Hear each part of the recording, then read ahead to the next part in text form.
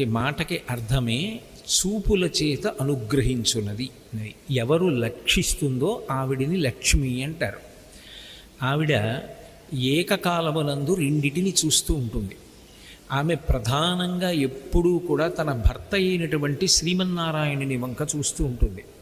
దానికి కారణం ఆమె నిత్యానపాయిని, మహాపతివ్రత, శక్తిస్వరూపిణి. నిరంతరం ఆమె తన భర్తని ఆశ్రయించి ఉంటుంది. సనాతన ధర్మంలో స్త్రీ ధర్మాన్ని పాటించడం అనేటటువంటిది ధర్మ ప్రతిపాదన చేసేటటువంటి పరమేశ్వరుని యందు కూడా అంతర్లీనమైనటువంటి విషయం. అందుకే స్త్రీ ధర్మమునందు అత్యంత ఉదాత్తమైనటువంటి పతివ్రత లక్షణం ఆ లక్ష్మీదేవి యందు గోచరమవుతుంది. ఆమె ఎప్పుడూ భర్త వంక చూస్తూ ఉంటుంది. అలా భర్త వంక చూస్తే ఆయన సంతోషపడుతూ ఉంటాడా?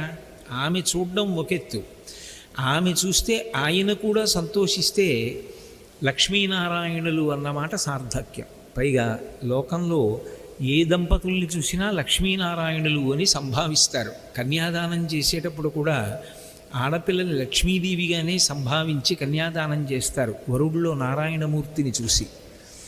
అంటే శంకరాచార్యుల వారు కనకధారా స్తోత్రం చేస్తూ మొట్టమొదటి శ్లోకంలోనే అమ్మవారి యొక్క చూపుల వైభవాన్ని వర్ణించారు. అంగం హరీహి పులకభూషణమాశ్రయంతి భృంగాంగనేవ ముకుళాభరణంతమాలం అంగీకృతాకిల విభూతిరపాంగలీల మాంగల్యదాస్తు మమ మంగళ దేవతాయా అన్నారు. చీకటి చెట్టు అంటారు.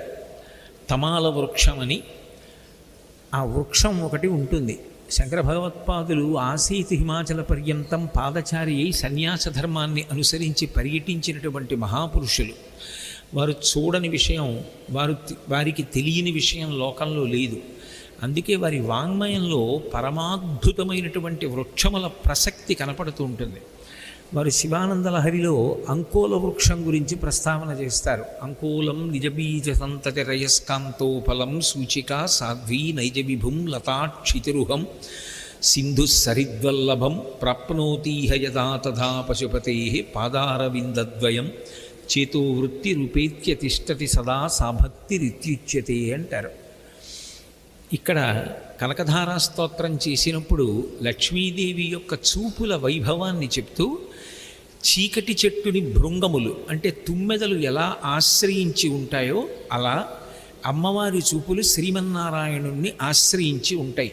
చీకటి చెట్టు అని ఆ చెట్టుకి పేరు రావడానికి కారణం ఏమిటంటే ఆ చెట్టు నల్లగా ఉంటుంది. నల్లగా అంటే బొగ్గు ఎలా ఉంటుందో అలా అని కాదు, నీరు నిండినటువంటి మబ్బు ఎటువంటి కాంతితో కూడిన నలుపుతో ఉంటుందో అటువంటి నల్లని రంగు కలిగి ఉన్నటువంటి చెట్టు అని.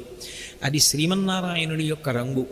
జలధరదేహు నాజాను చతుర్బాహు సరసీరుహాక్షు విశాలవక్షు జారు గదా శంఖచక్ర పద్మ విలాసు కంఠ కౌస్తుభమణి కాంతిభాసు కమనీయ కటిసూత్ర కంకణ కేయూర శ్రీవత్సలాంఛనాంచిత విహారు మరుకుండల ప్రభాయుత కుండల విహారు అని పోతన గారు ఆ బాలకృష్ణుణ్ణి వర్ణిస్తారు భాగవతంలో.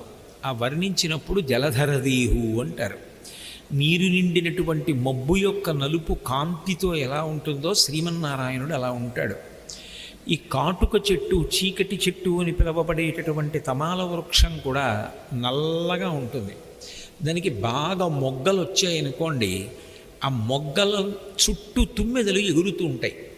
కేవలం మొగ్గలతో ఉన్నటువంటి ఈ చీకటి చెట్టు కన్నా ఆ మొగ్గలతో ఉన్నటువంటి చీకటి చెట్టు చుట్టూ తుమ్మెదలు ఎగురుతుంటే దాని యొక్క వైభవం వేరుగా ఉంటుంది, చూడడానికి ఎంతో అందంగా ఉంటుంది. అలాగే శ్రీమన్నారాయణుడి యొక్క ఒళ్ళంతా పులకాంకురములు వస్తాయిట. రోమాంచితమై మంచి పులకలు బయలుదేరి ఆయన ఎంతో సంతోషంగా ఉన్నాడు అనడానికి ప్రకటనంగా ఆయన ఒంటి మీద ఆ పులకాంకురములు తెలుస్తూ ఉంటాయి. అంటే ఎంతో సంతోషంతో ఉన్నప్పుడు చూడండి ఒంటి మీద పొక్కుల్లా వస్తాయి. అటువంటి పొక్కులను పులకాంకురములు అంటారు. దేనికిట పులకాంకురాలు ఆయనకి అంటే అంగం హరేహి పులకభూషణమాశ్రయంతి భృంగాంగనేవ ముకుళాభరణంతమాలం అంగీకృతాకిల విభూతిరపాంగలీల మాంగల్యదాస్తు మమ మంగళదేవతాయా లక్ష్మీదేవి ఆయన వంక చూస్తూ ఉంటే ఆ చూపుల చేత ఆయన పులకాంకురములను పొందుతట. ఆయన అనేకమైనటువంటి దివ్యాభరణములను ధరిస్తాడు. వనమాలా విరాజితుడు అని పేరు, కౌస్తుభమణిధారి అని ఒక పేరు.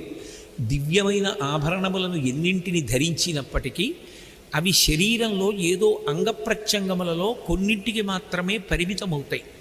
ఏదో కేయూరములు పెట్టుకున్నాడని